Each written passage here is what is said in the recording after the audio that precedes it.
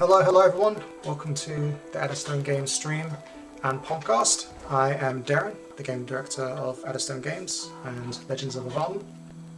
And beneath me you can see my co-writer Kurt, who cannot be here today. He is busy doing some musical stuff. If you've seen our other streams, you'll know that we usually begin the stream by chatting about music for 20 minutes, and he's doing one of those things today, so he can't be here. And I also don't think he'll be here next week either. I'm also not sure if I will be here next week, because next Thursday I will be travelling to Birmingham to attend the UK Games Expo, which is the biggest tabletop convention in the UK. It's awesome, and if you're anywhere near Birmingham next weekend, you should go, because it's the best time. So yeah, I'll be going to that next Thursday, so I don't know if I'll be streaming next Thursday, we'll see. But as for now, it is just me, and that is great. Not because I don't like Kurt, I love Kurt, but this stream will be a bit more relaxing, less back and forth, more just me talking for a bit. And let's get stuck into stuff. Yeah, so first of all I wanted to show off some art, as we do when the art comes in. I like to show it off on stream. Last week we showed the work in progress for this giant that's been done, and now Rafa has finished the illustration. And it looks awesome, as always. Rafa does a great job. So this is our first illustration of a Kaur in our world, which is our giants. These are the Theithra, the abominations that ruled Avalon before humans did. And this chap has been banished to the other world, and he's angry about it. And I just think it's awesome. There's lots of great details here. There's like a henge kind of on his shoulder. He has a roundhouse as a hat, just showing how big he is. His like fur coat is... I think there's a legend in Welsh mythology of a giant who wears a cloak that's made from all the beards of the kings that he's slain, which is badass. Oh, UK goes after 2 weeks. Thanks, Moonbones. I don't know what's going on clearly. So next week Kurt won't be here and I will be here, so maybe it'll be another solo stream then, I guess. Okay. Thanks for saying that. Yeah, anyway, there's a legend of a giant who wears a cloak that's made of all the beards of all the kings that he's killed, which is really badass. And I think this guy has a bunch of shields of warriors he's killed, braided across his belt here, which is awesome.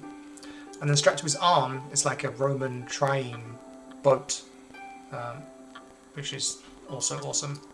Yeah, it's just really cool. I love this illustration. Excited for it to be in the game. And then Munabuns gives me a heart. Thank you, Munabuns.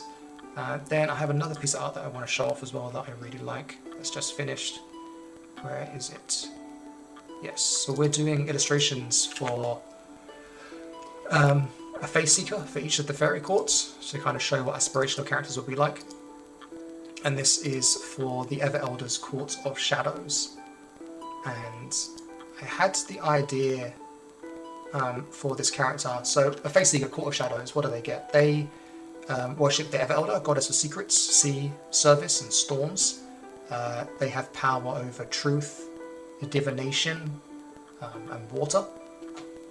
And they can also transform into a Morrigan, which is essentially a mermaid, which gives them defensive abilities against magic and able to swim and breathe underwater and that kind of thing. So I kind of want to reflect all those things in the design. And one thing I wanted to do as well was suggest the idea that this person has come from North Africa, specifically Egypt. Because I always like to show that the world is bigger than Avalon, and that there's people from other places that are coming to Avalon to investigate it and learn from it, and gain their own things from here. And it also hints to the players there's more to the world out there as well, that they can visit and that we might visit one day. So I like the idea of this woman being from Egypt. And yeah, so these are the preliminary sketches that Anselmini did for it. He did an excellent job. And then here is the final version, which I think is awesome. And you can see here, so part of the Penlevi culture, who are the primarily worshippers of the Ever Elders, that they wear masks as part of the affinity with secrets. They wear masks that cover their face. And I realised that a good nod to her origin would be to include a traditional mask of Anubis. So that hangs from her cloak and outfit like the other masks do. And I just think it's cool to show what's going on here. And then of course you can see the scales of her Morgant transformation, and then her mastery over water. And I think I asked for a dagger, and I think the artist kind of got the Egyptian theme and made the dagger somewhat Egyptian-like as well, while her clothes and outfits are very much Penavunk styled. So I just love it when, you know, cultures blend together like this and give you something new that you haven't seen before. Muna loves it, Zilfia loves it, awesome. Yeah, I love it too. I think it's so cool. Very happy with this. Yep, so that's art review. It's weird without Kurt here. It's like I say a little bit and then I'm waiting for someone else to chime in and, you know, have a back and forth and we can talk for a while, but no, Kurt's not here, so once I've said my piece there's not much else to say, is there really? So that's that.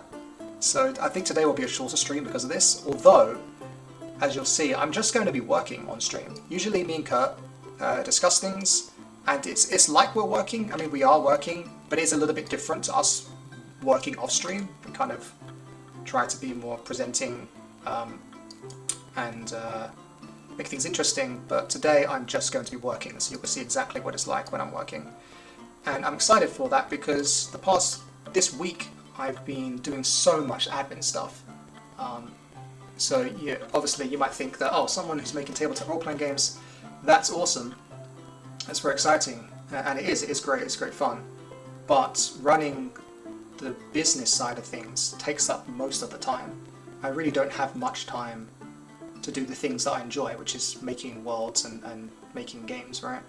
And the real solution to that, if you want to know, is I need to make more money so that I can hire people to be like, you know, assistants, reception, people that can handle more of the emails I have to write. I have to write so many emails to factories, to production company, to distribution, to marketing, all this stuff, and I don't want to do it, but I have to do it.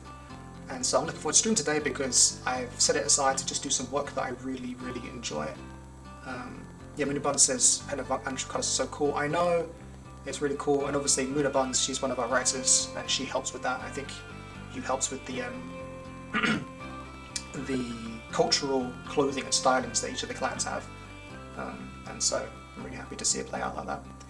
Yeah, so the point is, I spend a lot of time not doing the work that I enjoy, and today we're going to be doing the work that I enjoy. And the work we're doing today is even more exciting because it's something that I've been putting off for 5 years now. So let me explain. When we decided to do Celtic mythology, when I decided to do Celtic mythology for this book, because there wasn't a lot of Celtic mythology role-playing games out there, specifically not many Welsh mythology and British Celtic mythology. When I did all the research, I realized how many gods there are, and I quickly decided that I did not want to try to represent the breadth of the Celtic pantheon in my game, for a few reasons. One, there's too many. There's too many gods, at least for the way that I want to make this game, that would make it reasonable for a game master to have a book on. And for the players as well, I wanted to have a small pantheon that everyone can understand and get into the world with and not have to worry about. So we set up with 5 gods, and each of those 5 gods was then inspired by many groupings of different Celtic deities. The other issue as well is which Celtic deities do you include, right? Because the ones that we know the most of are the Irish deities, right? But most of our world of Ireland is set in a representation of Roman Britain, and so then the Welsh gods are slightly closer, but we know less about them than the Irish gods. And then of course we also know of the gods that were worshipped during the time period, that are carved into statues and named in reliefs and statues that were worshipped by Celtic peoples and also Roman peoples while they were in Britain at the time. For example, we know of many shrines across Hadrian's Wall that were created by the Romans there that clearly are worshipping local gods, which is really interesting. So do we use those gods? And then we also know a lot about the Gallic gods in France and Germany, because they are the Celts the Romans had the most interactions with, and they left the most writings about. And we also have many statues there as well, so we know lots of Gallic gods too. So then which gods do we can include? And if there's so many of them, how do we narrow it down? So I decided, no, we just want 5 gods, and that'll be it. But I knew that one day I kind of wanted to come back to the Celtic pantheons and use more material there, and today is that day. So at the moment we are developing, well, the whole point of this book, A Fae Seeker's Guide to Avalon, is to develop the fairy courts of our 5 gods. So let's get a god up now, actually. Which god should we look at? I like the Ever Elder. I think her illustration is my favourite. Make sure I got the right file. Yeah, sure. The Ever Elder is awesome. Wait, what's just happened? Okay. Can I put this over here? No, I don't want to do that. Windows, help me, Windows. I just want to make this the right size. Okay, 1 second. There we go, cool. So this is the Ever Elder, goddess of secrets, service, seas and storms. A lot of S's, which is nice as well, because she has a theme of snakes too. Anyways, this is one of our 5 gods. And she has a fairy court, and in that fairy court there are powerful fae called the Tawith Taig that are almost like gods themselves, or demigods. They have the most power, and they have a purview over a house in the fairy court that represents a particular aspect of the god or goddess in this case. And we realised that we're going to need a lot of these Tawith Taig, and that it would be a great place to include many of these Celtic gods that we know about, and instead rewrite them as these powerful fae, these powerful Tawith Taig that serve the Ever Ones, which are our gods. And so I think that's an interesting kind of way to tackle it, because we will then end up naming a bunch of these fae after these Celtic deities, which means they will be included in the game. So when people ask, you know, is Dagda in the game, we get to say, yes, Dagda is here, because a lot of people ask me if Dagda is in the game. But it also means we get to have our own take on our gods. And then it also suggests as well to the game masters that, well, these fairy courts are bigger than everything we're displaying. We're going to tell you some of the Tawith Taig there as well. So if there are some gods that we're missing, or if you want to add your own ideas, there's room for you to do that. You can always just add more to the fairy courts as a game master yourself. So there's that space for game masters to be creative with it too, which is one of the things that I prioritize most, is allowing our Avalon to be adapted and to your table and what you want to do. So that's the introduction out of the way. So what exactly are we doing at the moment? Right now I am writing up a compendium of every Celtic deity that I can find, essentially, or almost everyone. And how I'm doing that is I'm using this book here, which is the Elements Encyclopedia of the Celts, which I found in America actually, in a Barnes & Noble in Washington DC somewhere. And this book is great.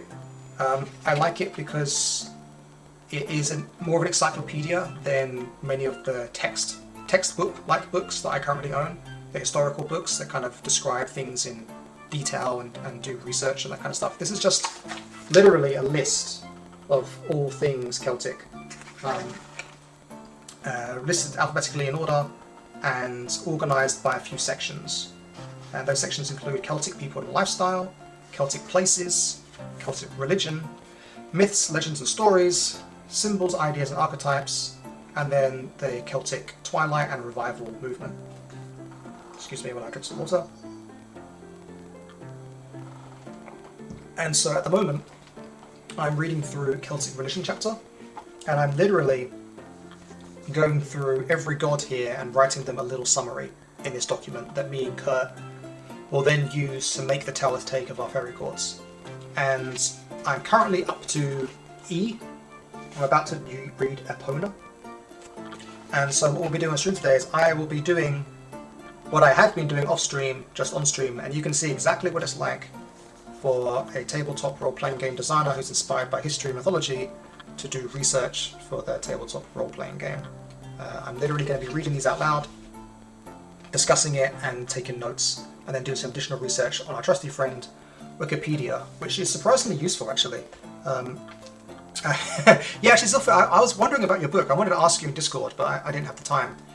Does that book include Welsh, Britannic and Gaelic gods, or is it mostly Irish Celtic gods? Was what I was wondering. So yeah, I think Wikipedia is not that bad as a supplementary resource, especially because it cites the sources. Once you can actually look at the sources and see where they're coming from and gain additional information in other places, it's super useful. My main critique with this book I have here is that the author does not cite their sources. So it's just presented as information, and sometimes the information is quite specific, and I don't know where they justify that specificity from. And it's hard for me just to trust outright what they say, because they could have written anything, you know? And obviously I'm sure it's not their intention to mislead, and I wouldn't accuse the author of misleading in any way, but I prefer my books to be cited with sources so that I can know exactly where the information is coming from. All Celtic gods and heroes. That's awesome. Okay, then yeah, I will check out that book as well. So I guess let's just get started. So this is going to be kind of story time, I guess. So we're going to read about... Oh, actually, let's look at what we've done so far. So I've gone through A, B, C, and D. And what we are doing is I'm just writing the name of the gods, the gender, what tradition they come from, primarily, whether they're Gaelic, British, Irish, or Welsh. And when I say British, I mean Iron Age Celtic, known via the Romans or via statues and carvings carved at the time. When I say Welsh, it usually means gods that come out of the Welsh tradition, the books like the Mabinogi, the Red Book of Hegrest, and things like that. And when I say Irish, I mean it comes from the Irish cycles and that kind of thing. And obviously Gaelic is from France and Germany. I will admit my own bias that once we write this list, there'll be many more than we can use. And my preference will be to British gods that were known to have been worshipped at the times precisely, as well as Welsh gods, and then Irish, and then Gaelic last. However, if there is a god that's just so cool, it's definitely going to be there. So for example, Bridget. Irish, that's a high tier for me, but Bridget is just so awesome that she's going to be in the game somewhere. Gods that have like really interesting aspects to them, and we know details about that are really interesting. I just want to include. So there's no rules here really, just guidelines and just whatever I take to my fancy as being really interesting. And Bridget, for example, she's really interesting because she's one goddess but also three. She has two sisters that I think are also named Bridget. And each sister has a different role, which is really great. Poetry and prophecy, healing, domestication of animals, and smithing. And then she has a bunch of really cool things about her. And her worshippers are called Daughters of Fire, which is awesome, right? So there's an awesomeness factor that I take into account. So yeah, that's where we are. You can see the gods I've done so far. And now we will begin, I suppose. And we are going to begin with Epona. So now it is story time. Epona is the horse goddess. Epona appears in the Roman Celtic phase as part of a new repertoire of religious imagery. Some features connect her with the fertility and prosperity role of the mother goddesses. Many of the worshippers who made dedications to her were soldiers. That's interesting. Especially cavalrymen. Oh, I see. Okay, that makes sense. She is nearly always riding side saddle on a horse. Sorry, she is shown nearly always riding side saddle on a horse or in the company of horses, but there are only a few representations of her in Britain. Well, that there are representations of her in Britain is good though. Like the mother goddesses, Epona is sometimes associated with death, and she appears in cemeteries in Gaul. She seems to have been worshipped mainly in rural and domestic settings. The Celts regularly used mares as work animals on their farms. Epona was probably a patron saint of horse breeding and regarded as the protectress of horsemen. In Gaulish sanctuaries, she was associated with healing waters. I swear all these goddesses are associated with healing. Now I get it because healing is very important and we all like to be healed, but it seems to be at least 2/3 of the gods I'm coming across are healing, which I find fun. Or it might just be because we find a lot of these sanctuaries near waters and maybe we're assuming that they're associated with healing because of healing waters. She was sometimes shown naked, like a nymph. That's great, we like it. Epona is distinctive among the Celtic gods and goddesses in being mentioned by Roman writers. Juvenal and Minucius Felix describe her as presiding over stables. Cool. Well, that's great because we don't really have many horse gods as of yet, and she's so specifically onto horses that I like it a lot. And we have a few clans that really prioritize horses and chariot riding and that kind of thing. So then we just write down to details. So her name's Epona. She is a she. Tradition is Gallic/British. Her portfolio is horses, cavalry, and what else did we say? They said they kind of linked it with mother goddesses, but I don't really want to emphasize that as much. It seems mainly her focus is cavalry. We said healing as well, but all of them are healing. I'll put healing in parentheses, healing waters. Cool. Story. Now we don't know much about her, right? At least not from what was said there. Appearance. Almost always appears, often appears nude. Often appears nude, riding saddle, or accompanied by horses. She's very fertility based as well. Cool. Horses cavalry. I guess that makes sense because we're breeding horses, right? So fertility and breeding horses. Obviously, you want your horses to be fertile. And then we have a section here for Ivana suggestions. I haven't been filling those in yet because I just want to get the information out of the book. But this is where we say like, okay, she's probably going to be associated with the Everchild. The often appears nude, kind of implies youthful to me as well. She seems like quite a youthful character. And the Penkawa are very keen on chariot racing and horses and that kind of stuff. Plus, a story, we can also write about history here. So, was known by the Romans. So that she has a connection with the Romans. And in our world, obviously the Penkawa are the ones that are closest to the mainland and have the most connections with the Raxians. So it even connects better there too. So Penkawa, horsemanship, and Raxian contact.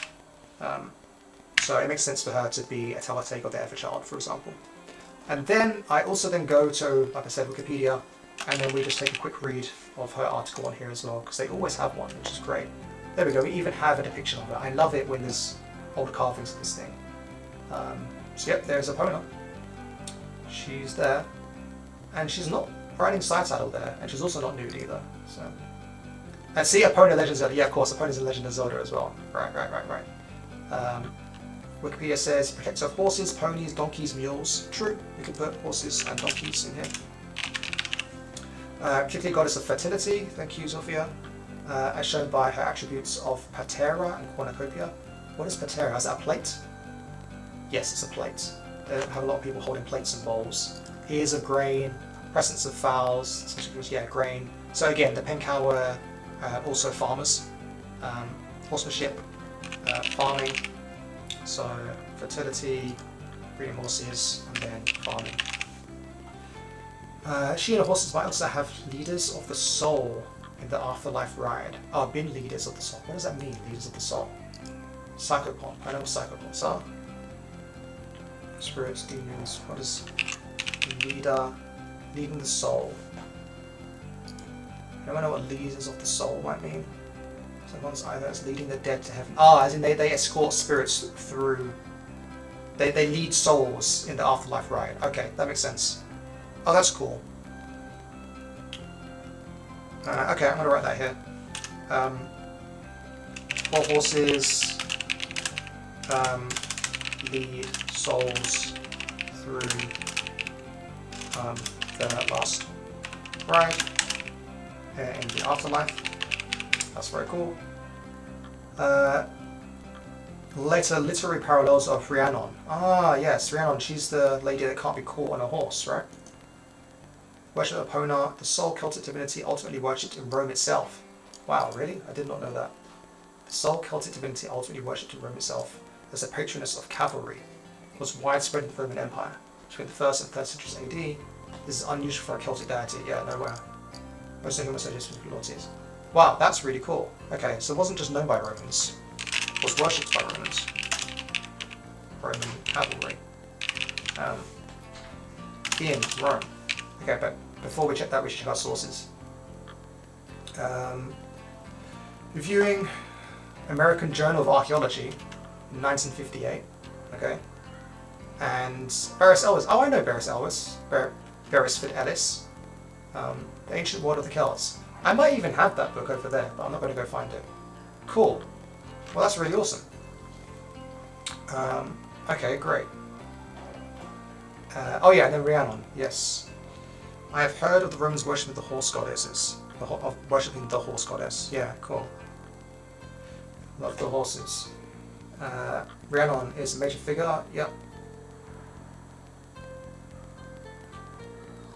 Nobody quite like her in previous human literature. Bold point. She's a strong-minded, otherworldly woman. Well, that fits into our Tell with Tay kind of situation. He chooses someone as a consort. She's intelligent, politically strategic, beautiful, and famed for her wealth and generosity. Cool. Well, that's the thing, is when I go to Wikipedia, I end up going down rabbit holes, because I'm pretty sure Rhiannon will just appear later in this book under the letter R, and then when I get there, I should read about Rhiannon at that point. So I'm going to save Rhiannon until later.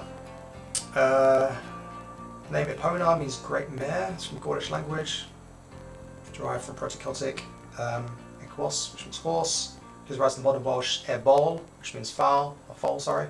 So Epona, Ebol, that makes sense. Cool. Evidence. There she is again. Flanked by horses.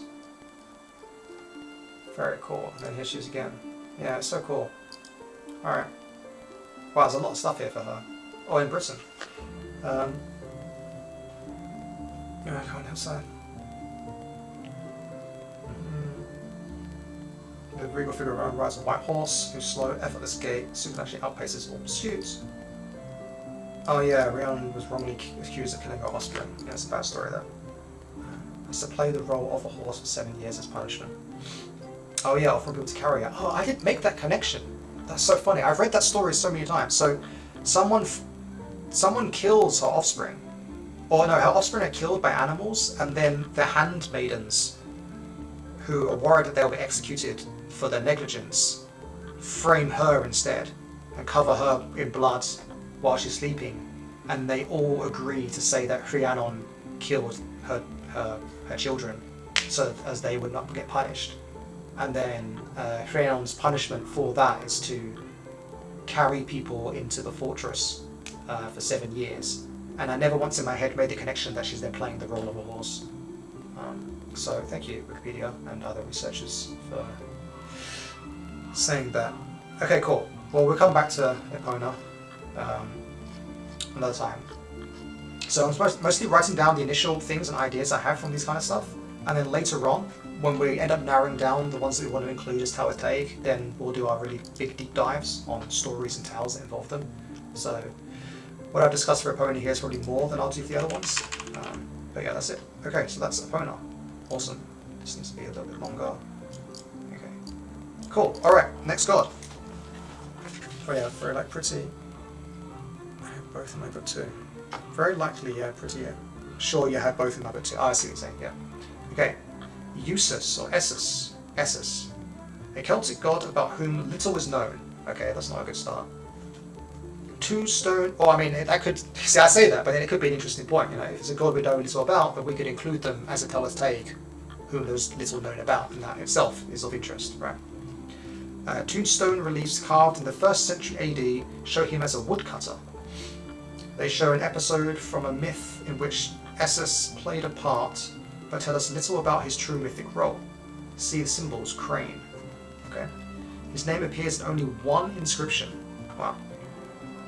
Lucan, writing in the 1st century AD, mentioned 3 Celtic gods, Essus, Teutatus, and Tyrannus, as if they were of great importance. He may have been right, but in terms of inscriptions, they seem not to have been very important.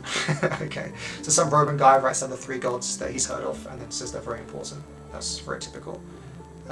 This is a reminder that we need to be careful in taking what classical writers said at face value. Very true, as I just said. Sometimes they latched onto a cult practice because it had some particular interest to them, and then they gave it greater importance than perhaps it had to the Celts. Julius Caesar, for example, writing about the Druids, had his own agenda. Yes, we all know about this. Okay, cool. So basically this book here says we know nothing about Essos. So I will quickly check here as well for second source. So it says Pryderi was the name of a lost child. Thank you. Yes, that rings a bell. As is a Celtic stone from iconography and literary sources. Lucan mentions them as gods that the gods sacrifice humans to. This rare mention of Celtic gods and their native names is subject of much comment. Okay, so the Lucan describes exactly how these people are sacrificed, which then probably tells me it might not be true, which tells us the nature. He says, Essos' victims were suspended from a tree and bloodily dismembered. The nature of this ritual is obscure, but it has been compared with a wide range of sources, including Welsh and Germanic mythology, as well as with the violent ends of the Lindo man. Oh yeah, we know him. In case you don't know, this was a chap that was discovered buried in a bog somewhere, and he had some, what seemed like sacrificial wounds on his remains.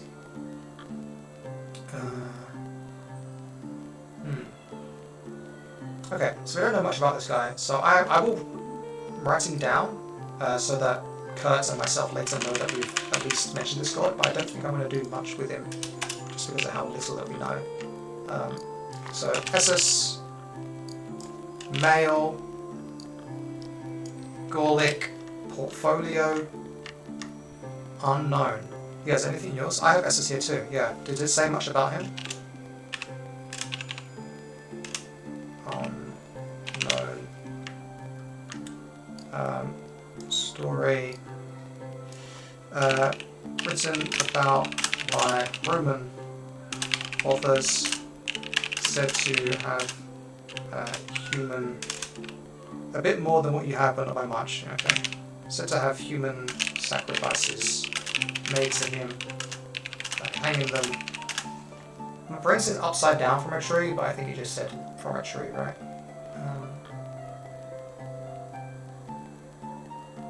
Suspended from a tree. Okay, no, hanging them from a tree, and this and Deren. He was worshipped in Brittany and Gaul as a harvest god. Yeah. Yeah, exactly. They are all harvest gods. Has sacrifices made to him by hanging them from a tree. Oh no, I should say suspended, because hanging implies, kidding. Suspended.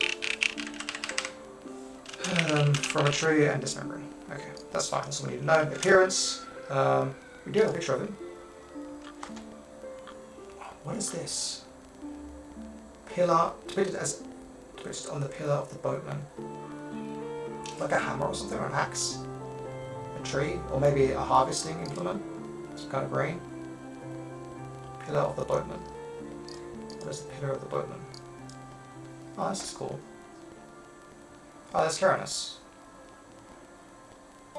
There's a monumental Roman column erected in modern Paris in honor of Jupiter by the Guild of Boatmen in the 1st century AD. It is the oldest monument in Paris and is one of the earliest pieces of representation of Gallo-Roman art to carry a written inscription. Well, this is awesome. I'm happy to have found this. The Roman name for the monument is Naute Parisici, Sailors of the Parisii. Oh wow, so I think I knew this already, but I'm guessing Paris is named after a Gaulic tribe that lived there. It was found, reused in the 4th century city wall, and is now displayed somewhere. We do not know the rotational order of the blocks that were arranged. Wow, a real life puzzle! It's like a real game, like a video game puzzle. We have no idea how these 4 things were like orientated. That's fun. I wonder if you get it right, it opens up. What does it say? And he died by being hung on one of his secret trees like the Norse god with whom he's often equated. Cool. I think the god died, or the sacrifices died that way, Sophia. Of course, it's really cool. Inscription, dedication to Jupiter. Yeah, there's Caranus, there's Castor, there's Essos. Okay. But, oh, there we go. There's Essos again. Smatius, Caranus. Okay, but this is another rabbit hole I'm diving down now. Okay, so no suggestions. Appearance, it's just some guy. Just some guy.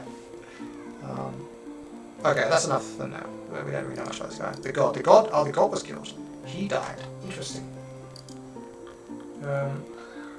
Unknown. Maybe death, sacrifice, and harvesting. Sophie, does your book have sources? Does it say where it gets its information from? Right here, Sourcebook. Pick of it on Discord, thank you. I can't look at Discord at the moment, but I will look at it later. Zilf book says he was killed in this fashion. That's interesting. I mean, stuff like that can be a thing where we can just like include in as a note saying like, this Celtic succeeded this other Celtic that was, you know, killed in this fashion. At the back, yes. Awesome. Cool. Alright, then I'll ask you more later, I guess, but I'm particularly interested in that at the moment. Anyway, okay, moving on. Cool. Who is next? Wait, where's... Have I lost my bookmark? No, okay. Epona SS. Well, that is E done. Now we're on to F, which begins with Fortuna. Which sounds to me that F will be quite short because we've gone to FO. Okay. Fortuna, just by the name alone. I think I've read her before. She's female, right? I'm pretty sure there's a character in Metal Gear Solid 2 named after Fortuna, or she's just Fortune. She's a boss you have to fight. Fortuna, I think. No, she's just called Fortune. Yeah, she's cool. Anyway, Fortuna. Yes, we're reading. A carved stone plaque from Gloucester. Well, that's good. Shows the divine couple Mercury and Rosmerta together with Fortuna. Okay, so I've already discussed Mercury. Sorry, I haven't. I've already written about Mercury and Rosmerta earlier. They're really cool because Rosmerta is a Celtic god, and she's usually paired with Mercury, who's a Roman god. So it's like a union between a Celtic and a Roman god.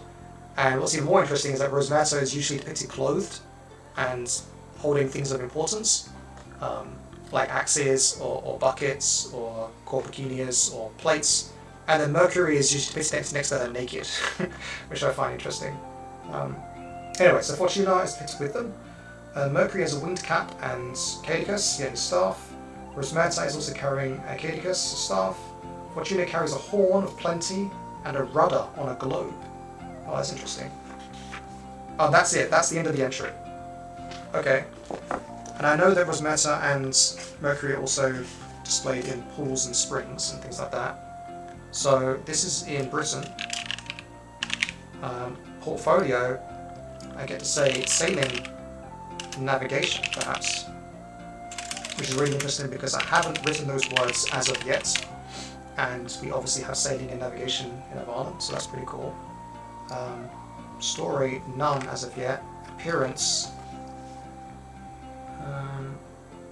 horn of plenty and a rudder on a globe. Wow. Holding a rudder on a globe. Yeah, that's super cool. So, can we find any more information about her from Wikipedia and other sources? Oh, she's Roman. That makes sense from the name, because the name is obviously Latin. Greek goddess. So goddess of fortune and the personification of luck in Roman religion. The blindfolded depiction of her is still an important figure in many aspects. So what is she doing here in this book? I guess Mercury is also there because he was paired with Rosmerta, so maybe it's the fact that they're connected. Let's do some more reading.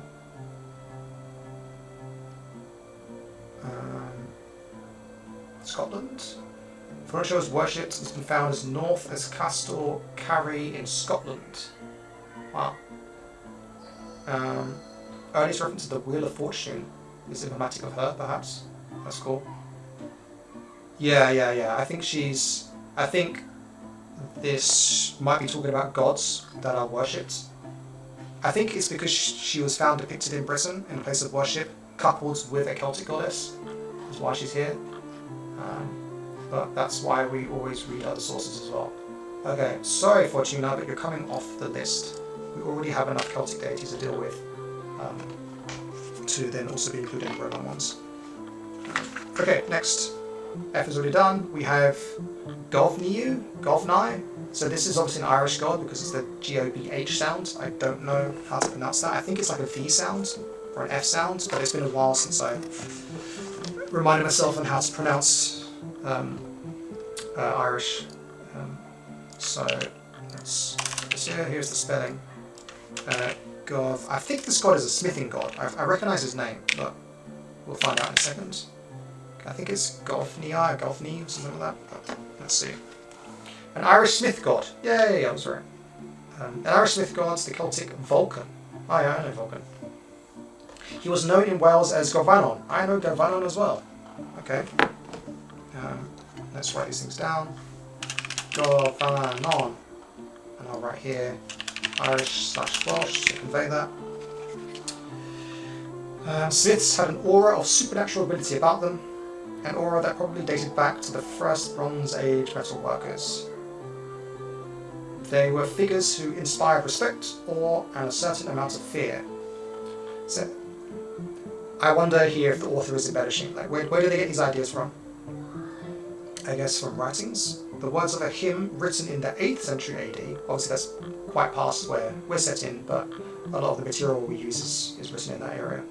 Ask for God's help against the spells of women and smiths and druids. Ah, that is interesting. To hear of a Christian asking for help against the spells of women, smiths and druids, who we all know are spellcrafters. I knew about women and druids, but I didn't know that smiths casted spells. That's very cool. She can be added with directions. Yeah, exactly. Yeah. There was an equivalent in Gaul who was overlooked by Julius Caesar. The Gaulish Vulcan was given greater dignity and respect than his Roman counterpart, who was portrayed like the Greek god Hephaestus as a figure of fun. Gobhniu, as Gobin the Right, was also remembered in Irish folk tales as a great builder, the master of all masons. He was one of the group of 3 cornerstone gods. The others were Lucta the Right and Crethne the metal worker. In the Battle of Marv Turith, these 3 gods provided the weapons for Lu and Tiathdanan, and the Tiathdanan. Gobhniu forged the heads, Lucta made the shafts, and Crithne made the rivets. Together, the magic 3 formed a divine assembly line. That's cool. Gobhniu was host and provider at the Otherworld Feast, the Feast of Gobhniu. Here there may be a link across the Greek equivalent, Hephaestus, who is made to serve the gods with drink. A dim remembrance of the smith's god's role in feasting may be preserved in Welsh laws, which stipulate that the smith of a court shall have the first drink at a feast. Wow, that's cool. Again, yeah, that's really awesome. I wish they had a citation. Yep, Sylvia, you beat me to it. Cool. So, now, is Gobhniu also written in here? If not, yeah, it says Gobhniu C. Gobhniu. Okay, cool. So we're coupling them together. So then it's kind of up to me which name I use. I shall read about them both now. But clearly this guy is a smith. And also feasts. Smithing and feasting. Story along with 2 other crafting gods who are named as Lucta and Crethne, formed an assembly line of weapon making for Lu and for the Tiath and the Danan. Yeah, this is how I thought. Cool. Wait, that's not Tiath wrong. Tiatha, sorry. Yeah. Cool. Smith and mead ale maker for my book. Cool. I guess that combines with the feasting, right? Feasting, ale, mead, maker. Nice. Okay, appearance. Don't know about appearance yet. But let's have a further reading and see what else we can find out. Also, I like to find the older... A lot of these gods have older ways of saying their names. Huh. Have I written that wrong? Gobhniu is the spelling this book uses, but I'm sure there's a different spelling.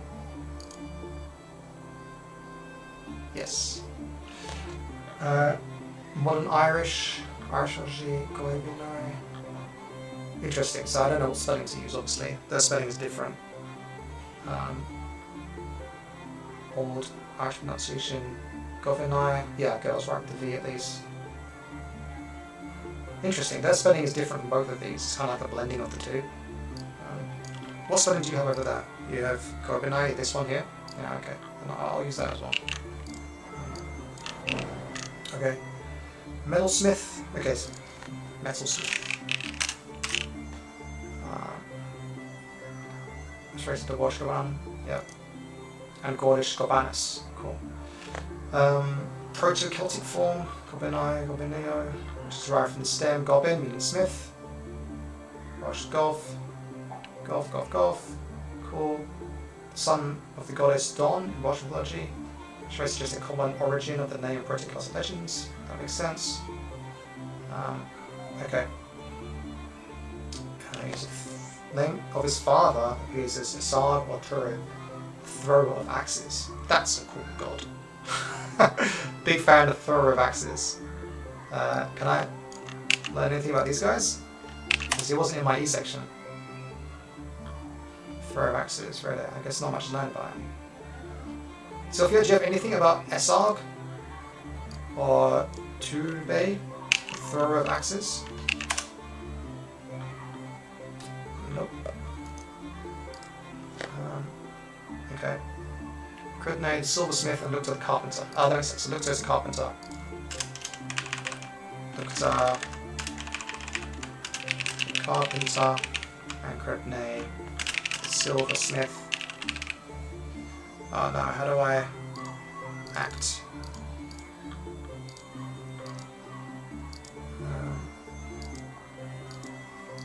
I don't know how to moderate people. It's very annoying. Can I? But I need to figure this out. Oh, it's not published in chat, so you guys can't see this. Okay, fine. But how do I ban them? Someone's posted some spam in the chat, and there's like a sword icon, but clicking it doesn't do anything. That's whatever. I'll figure that out another time. Okay, cool. Oh yeah, he crafts someone's arm, doesn't he? Yeah, he made someone's arm as well.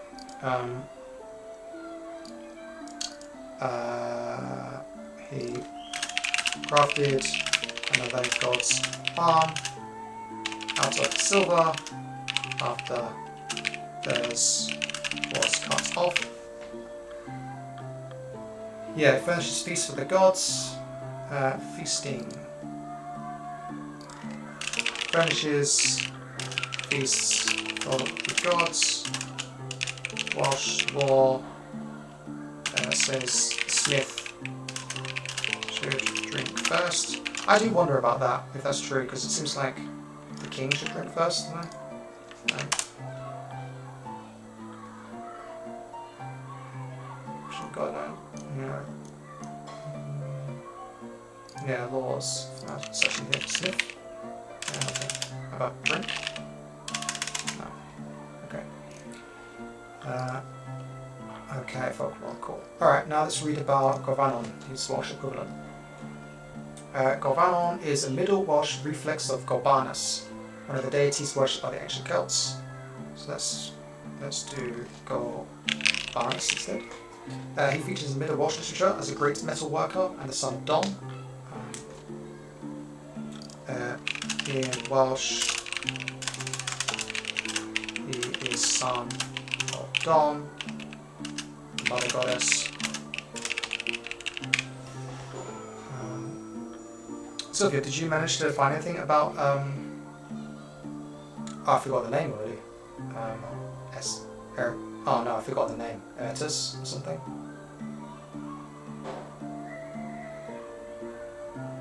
Yeah, I can't remember the name. I guess they're here. the two names? No, I couldn't find anything. Cool. Okay, that's interesting. Thank you for checking though. Okay, the Irish, yes, Smith, we know this stuff. Welsh mythology, Gobhniu killed his nephew. Not knowing who he was, it's a tragedy. When his task given to Colwick, if he were to win the hand of Olwen, was to get Gobhniu to sharpen his brother's plough. That's cool. Okay, not much to know there. Okay, cool. Nothing about his appearance, but I guess he's just a smith, so we can go with that. Right, good. Moving on then. Whole section on gods and goddesses, which we don't need to read. I read them before. Gobhniu, we've just read. Gold, Granus, the Celtic Apollo, god of healing. Ah, another god of healing. Dio Cassius said that in AD 215, the Emperor Caracalla was unable to find a cure at the shrines of Serapis, Aesculapius, or Granus. A temple at Brigitteo in Hungary was dedicated to Apollo, Granus, and his consort Serena. Okay, I don't think it's got anything to do with us.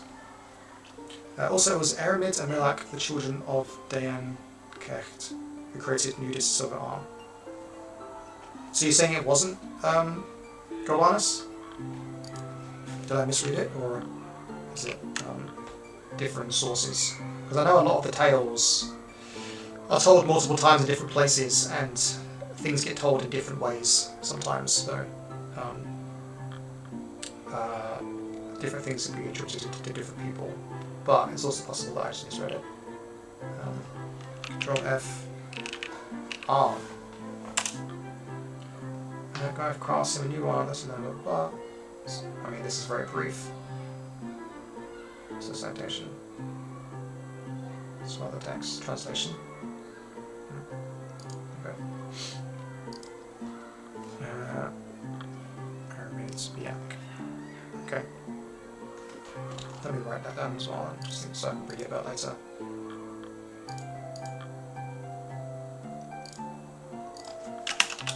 Or maybe it was Hermes and Harm, and the god was Ulysses. Okay, moving on. Brian, a Moroccan myth. What is that?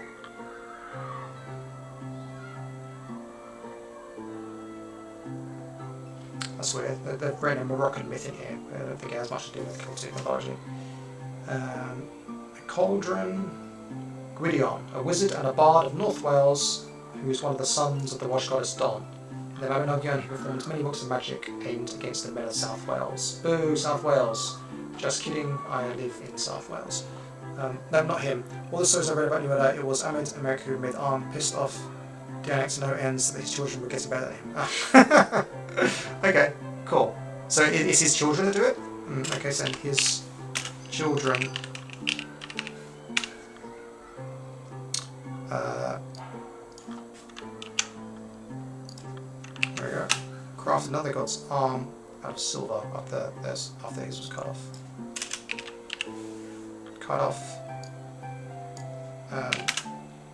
He actually killed his son out of jealousy. Ah, that's similar to the Wash one then, when he kills his nephew. Cool, okay.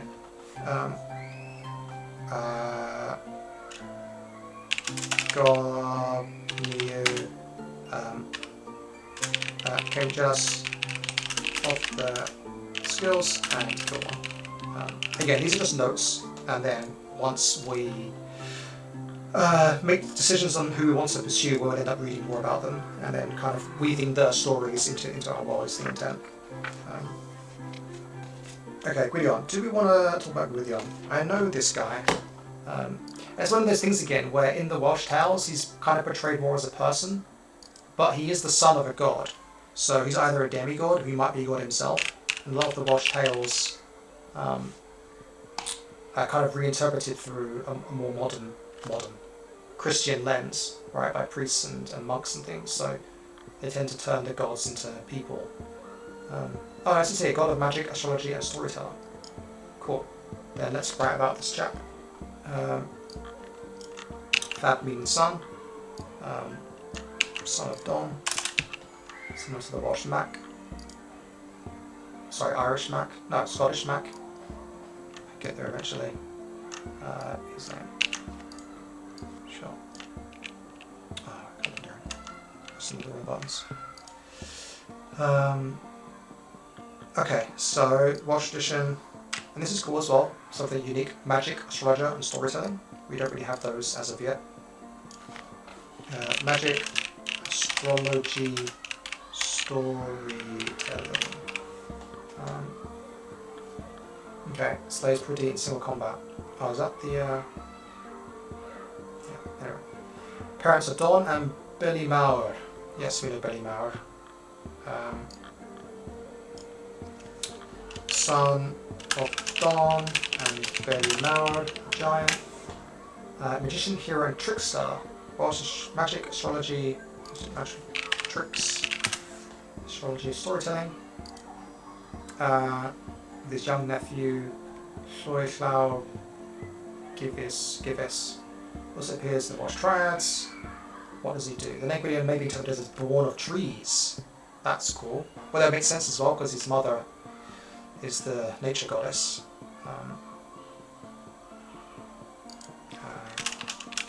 Born of trees. I think I know his story, and it is just a lot of magic, storytelling, and predictions. So there's a lot here. Oh, the Battle of the Trees. He's in the Battle of the Trees. Nice. Okay. Oh, they named the Milky Way after him. Traditional Welsh name for the Milky Way. Cool. Wow, so the Milky Way in Welsh is named after his fortress. That's awesome. Okay. Then I will read more about this another time, I suppose. Welsh story, appearance. Do we know anything about his appearance?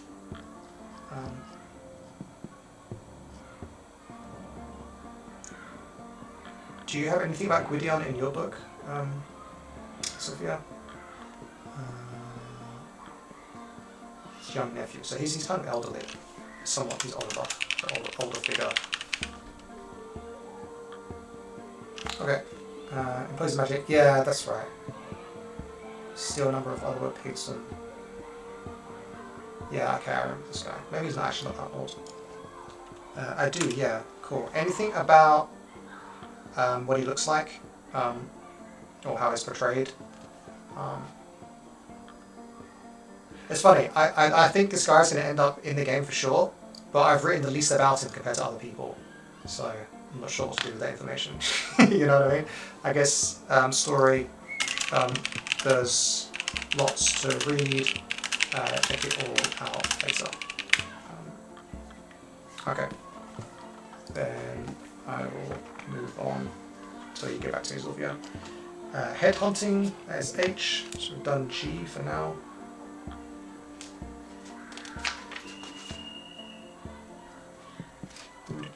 Healing, Hellas.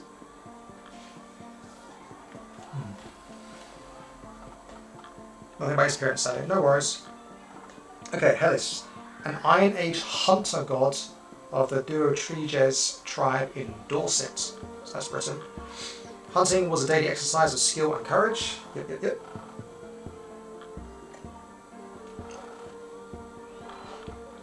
was more than a secular activity, as it involved killing animals, which were sacred. It involved transgressing the territory of the gods. That's right, yeah.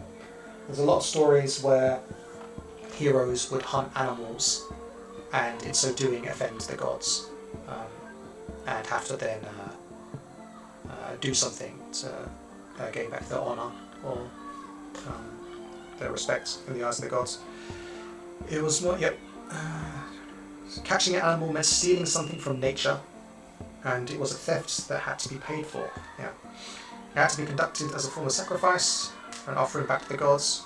It also had to involve the consent of the victim or the deity who presided over the victim. According to Arian, the Celts never hunted without the gods. Karen Giant in Dorset is a representation of Hellas, the hunter god, who was a guardian god of the tribe. Returning from the hunt with a battle trophy, with the severed head swinging by its dreadlocks in his left hand, Hellas shows that he is ready to hunt human as well as animal victims to help his tribe. Okay, not too much there. Master of Illusion, held with humankind, fights like the greedy and small-minded. Cool. Tricks. Yeah, I thought the tricks would be more like elusive based. I'm going to write some of that down though. In fact, I can copy and paste what you just wrote. Thank you. And then read more later. Okay, this Hellas guy. I haven't heard of him before. Have you heard of Hellas? A village in Iran? That is not what I meant. Is he even in here? So, Hellas. Oops. Hellas.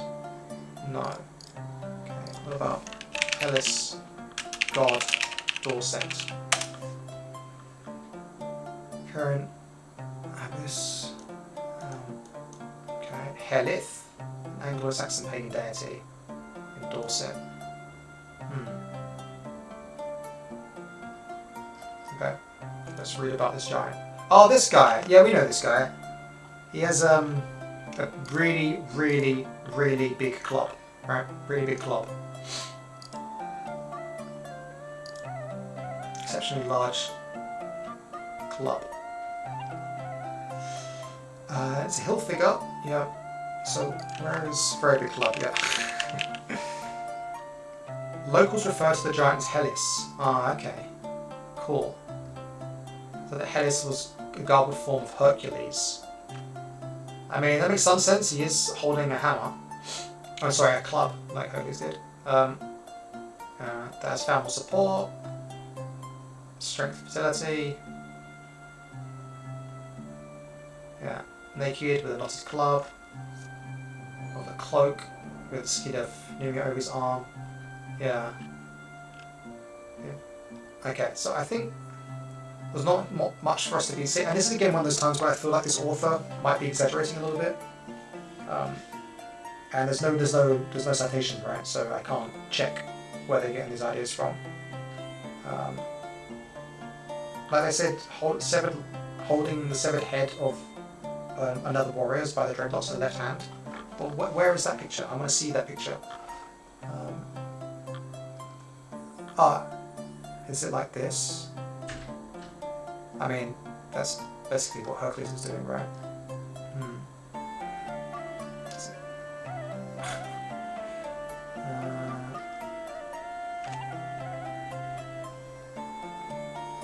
Okay, I think I'm going to leave this man be, because we already have this in the game as a part of another bit of lore, and we don't know much about this god.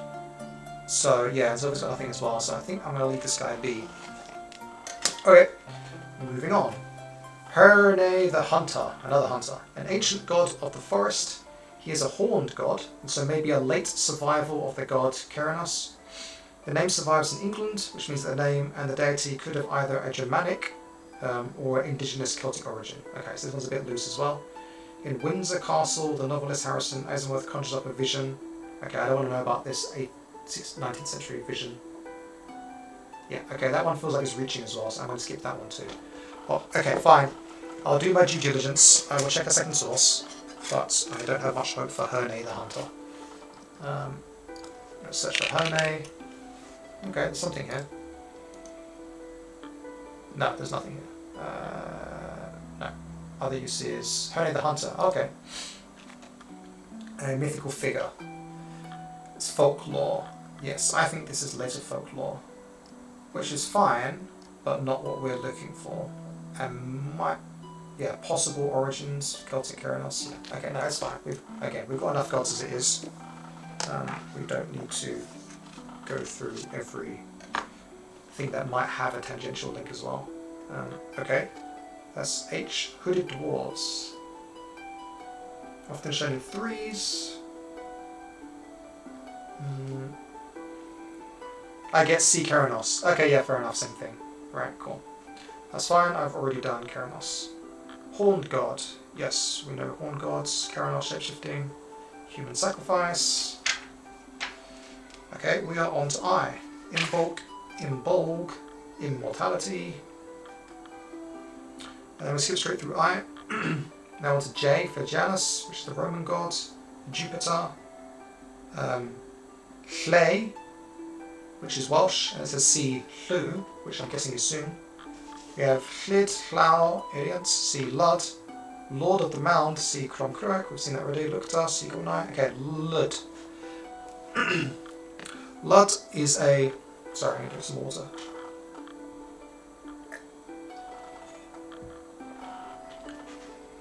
Lud is a British god who seems to have no continental equivalent. Well, that's interesting. A true native god, says this author. Some think he may have had the status of a supreme deity.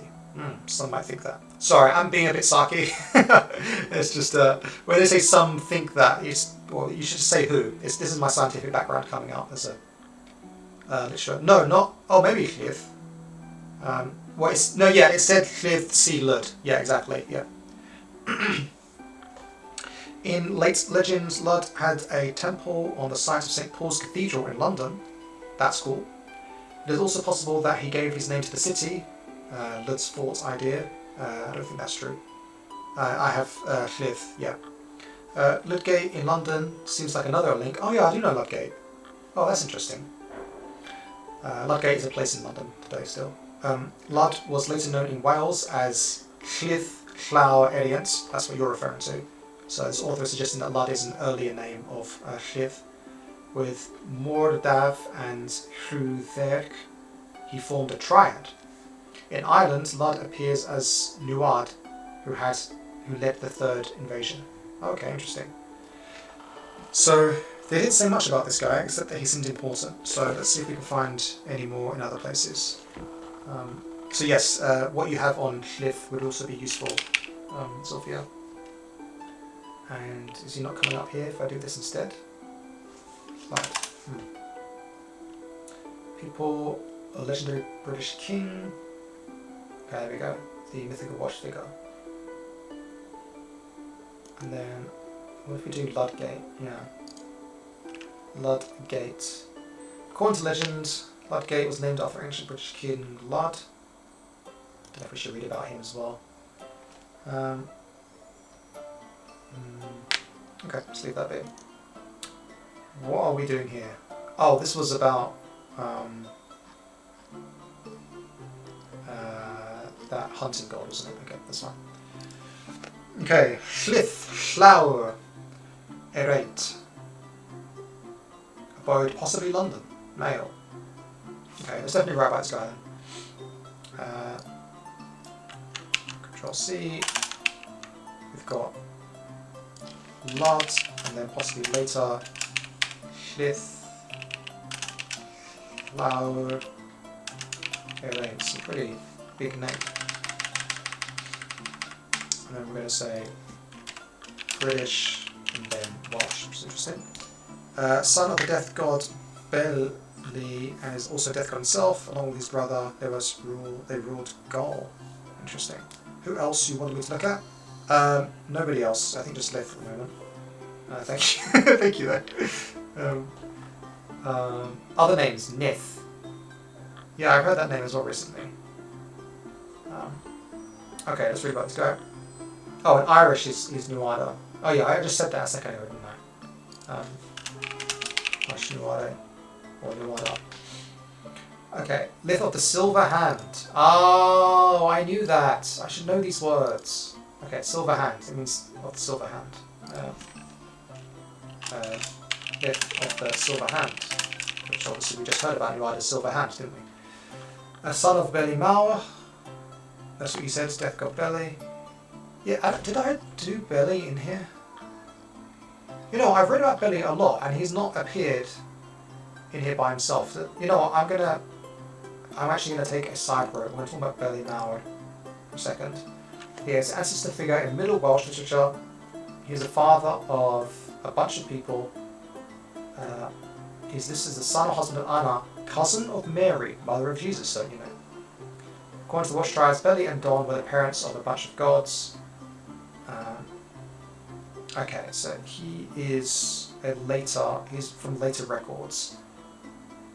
I think he's like he's basically supposed to be a great king, I think. Okay. So he might have been a god originally and then was rewritten about later as a human. Because he is dating Don, who's like the mother goddess. So Beli Mawr, which means Beli the Great. Yep. Beli the Great. Let's write later wash for a tradition. Portfolio. He is father figure, king, leader, giant. Had many godly children with Don. Appearance, great king. Okay, cool. So we've got Beli down. Back to Silverhand. He's probably the source of the King Blood, yep. He's the ruler of Britain. Okay. The plagues of Lith's reign. Yes. This is a story about when he ruled Britain, not as much as he is a god. I also have Beli as being kind. Or as being a king of the other world, you mean? Yeah. Beli, king of other world. Beli Mawr. Let's search for other world. For Moon. I mean, just because it's not much Wikipedia, I think it's true, right? I'm not mistaken. Wikipedia is to be the source of these things. Beli, something about. Yeah. I mean, if we say underworld, we also mean otherworld. Not otherworld, underworld. Interesting. Okay. That's specifically about death. Is this Irish tradition or Welsh tradition? Do you know? God's bitterness and the Irish god bile. Or Bele. Danu, she's like Dawn. God of death. Okay, yeah. Let's go back to Beli. And just give him a new name as well. Right, Irish now too. And then King of Underworld / Death. Cool, thank you, Sophia. Okay, cool. Where are we going? King of the Lord. Cool. Right, yes, the silver hand. Lith. Okay, where are we?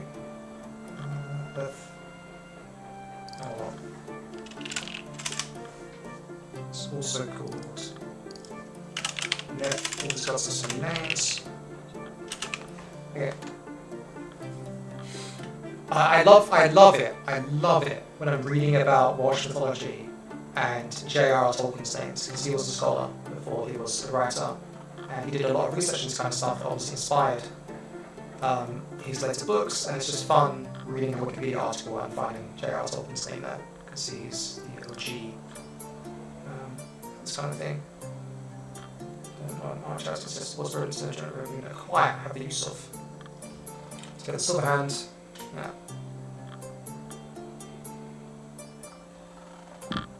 Magic hands of Nodens the Catcher. Sit. To be to acquire, utilize, or go fishing. Okay, so yeah, the useful magical hand.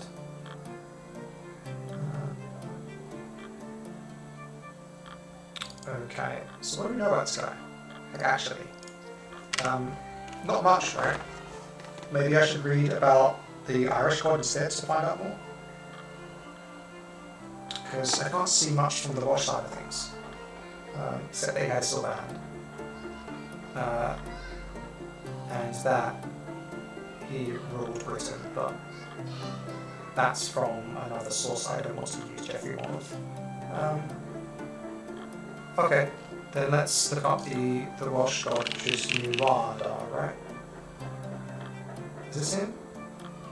No, it's multiple Nevadas. There must be a link here somewhere, right?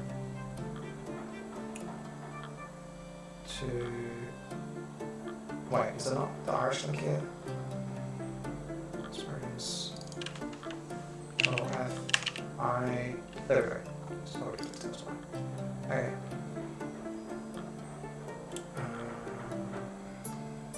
Where are we? I mean, he is also a son of Don and Betty Mouse, that's the works.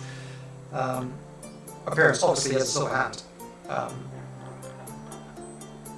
Magical silver arm, but his was it's a hand, not an arm. And this was cut off. First king of the Earth Deren. Okay, he's also called Nectan and Next, and sometimes believed to be Alkmaar, husband of Boan. Most known for the time which he loses his arm or hand in battle. Okay, so arm or hand, who knows? And that's his kingship. Oh, that's right, yeah, he loses his kingship. I knew this, yeah. Cut off.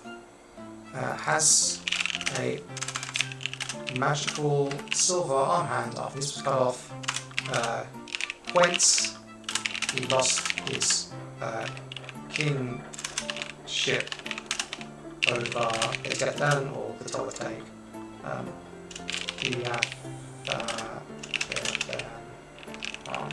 Cool, I mean that's something we can include because obviously we want to have politics in our fairy courts, and it's always good to have tales where someone's usurped by someone else, because that leads to adventures, which we're in the business of making.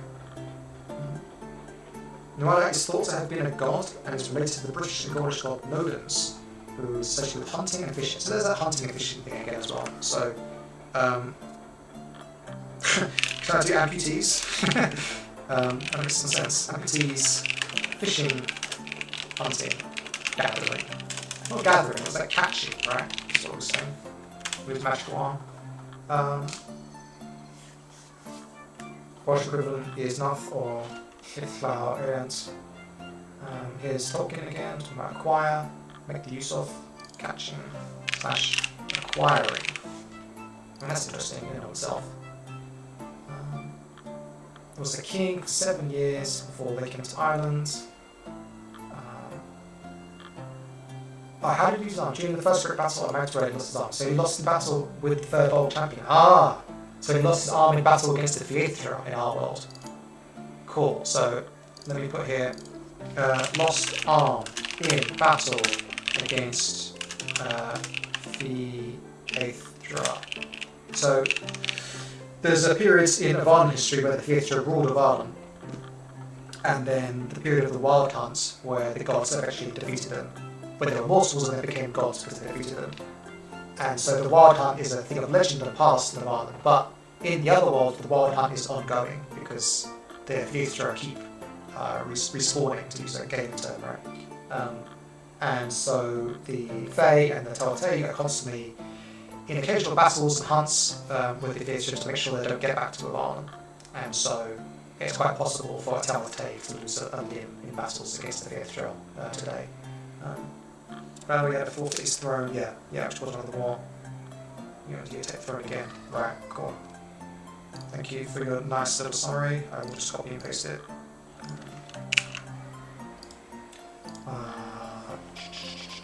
Story. Cool. Battle with the 8th Dra.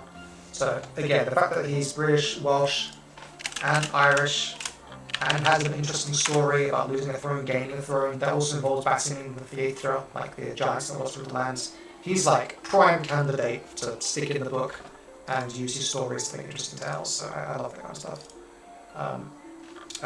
He's in his place as head of the house.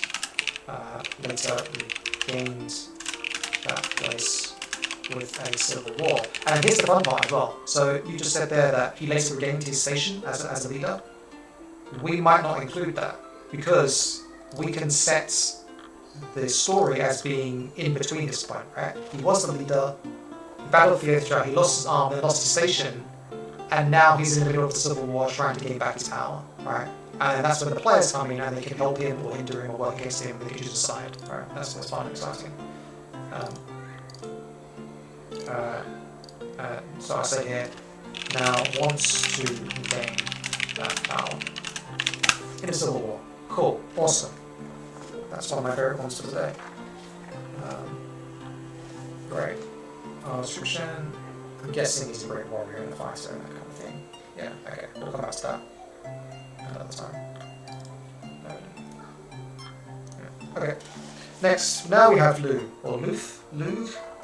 I think it's pronounced Lu, but it's L-U-G-H, right? The great-grandfather of Theon McCall. Come on, cool. Nice, yeah, Lu, yeah, good. Lu, a powerful young Celtic god, given the name Mercury by the Romans. Smertrios is also known as Mercury, but this is not really contradictory, as the Romans often misidentified Celtic gods. Yes. In unromanized Ireland, this god was called Lu, the Shining One, and he was known as a skilled in many arts together. In the tale of the Battle of Mav Tirith, Lu is credited with commanding all the arts possessed by the craftsmen in the house of Nuada, king of the Deren. He went to the royal court of Tara when a great feast was in progress. The doorkeeper asked him his skill, and when Lu said, "I am a right..." Oh, did we mention him earlier? Was this one of the craftsmen with Gobhniu? Luchther, the carpenter? No. Making for Lu. Oh no, he's the leader that they're making for, right? Yes. He said, "I'm a right." The doorkeeper said he was not needed as they had a right already. I see. Then he said, "I am a smith." But the doorkeeper said that he had a smith already, so it went on with Lu listing his skills as a harper, champion, hero, poet, historian, sorcerer, and cupbearer.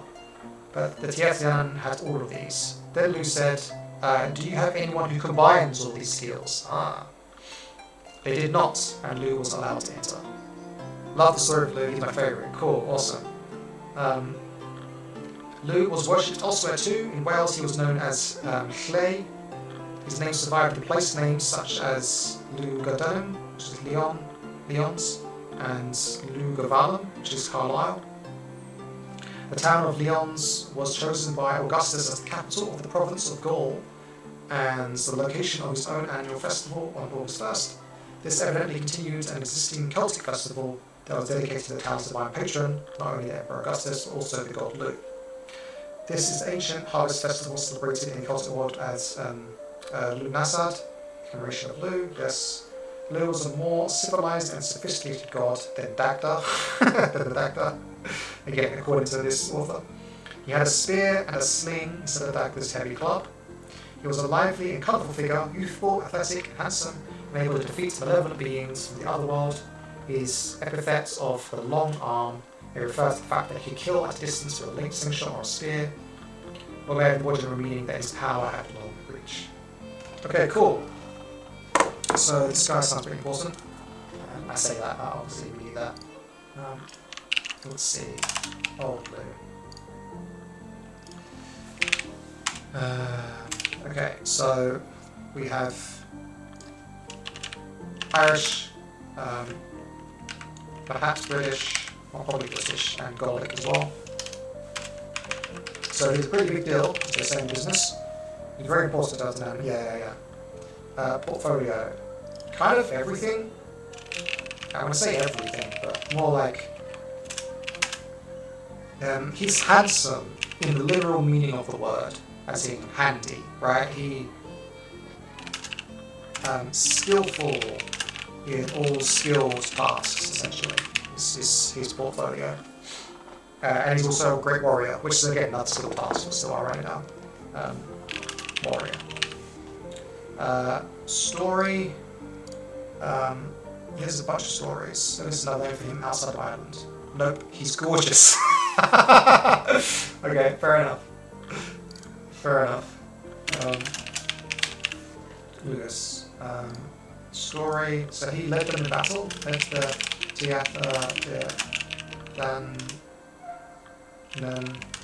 in battle. Handsome is impressive. Yeah. But yeah, I mean both, right? That's the joke. Handsome originally means someone who's good with their hands. That's something that historically was valued in men. So being a skillful worker with your hands, and then that expression, to be handsome, meant to be skillful with your hands, and then that then meant someone who was attractive, and then eventually it just came to mean attractive physically. Is the etymology of that word. Okay, so what am I doing? Right, concentrate, Deren. We are doing not this guy. We're now doing this one. There we go. Skills.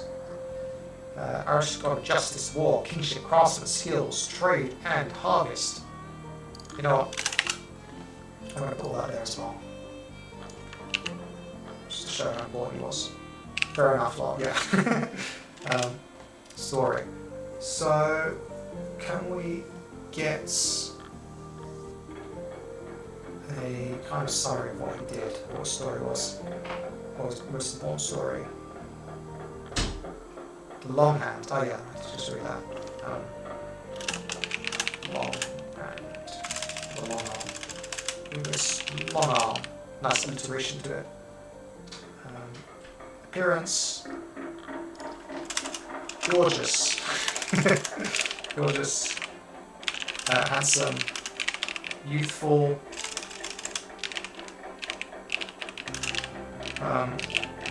Wielded a spear and sling, which is a cool combo, quite unique.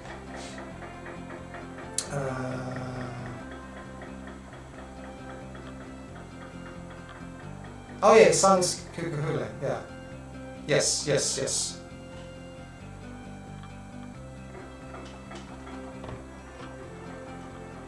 An unstoppable fiery spear. Okay, let's put that in.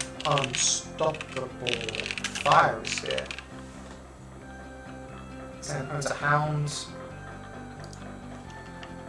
a sling, and a hound, and famous. Oh, and he invented the game. Oh, he's an inventor of games as well. That's good. Inventor of games. He took out Balor, which was insane. That's cool. Oh, is he the one that threw the spear through the back of his head? Yeah, I think I read that the other day. See, that's the thing. There's so many gods. I read all this stuff and it's in my mind, but I'm very poor with names, and so it's just it's all lost in it. Even though I know all this stuff, I can't connect the dots. Yeah, he threw a spear through the back of his head, right, and then Balor fell down and killed like a whole army because he was so big. I think, unless I'm now mixing up with another time a giant was killed. Lugus, yes. It was his sling, not the spear. Ah, okay, thank you. Yes. Okay, cool. Description, birth. Yeah, this guy's a big deal. Sons, place of life and death. Cool. Okay. We have Lugus. Oh, I love it when he's writing. I'm just watching this, isn't it? Yeah. Insert person. Okay, cool. And then Filo, Gifis.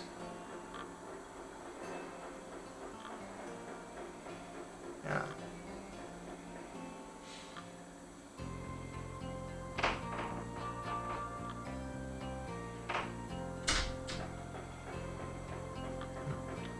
Okay, cool. Then I guess that's just great in general. I think I might stop soon because I'm getting a bit tired, but I'm just going to keep doing this anyway, you know, so I just kind of want to keep doing it on stream. There's also the Crescent about. Yeah, that's kind of like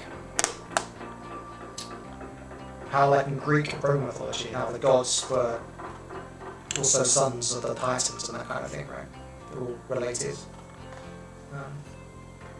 I like it when there's similar themes between different mythologies, and I'm trying to make the most of that in our world as well. Like the Raxian gods have similarities in that way too, and trying to tell similar stories between them, but with slight differences.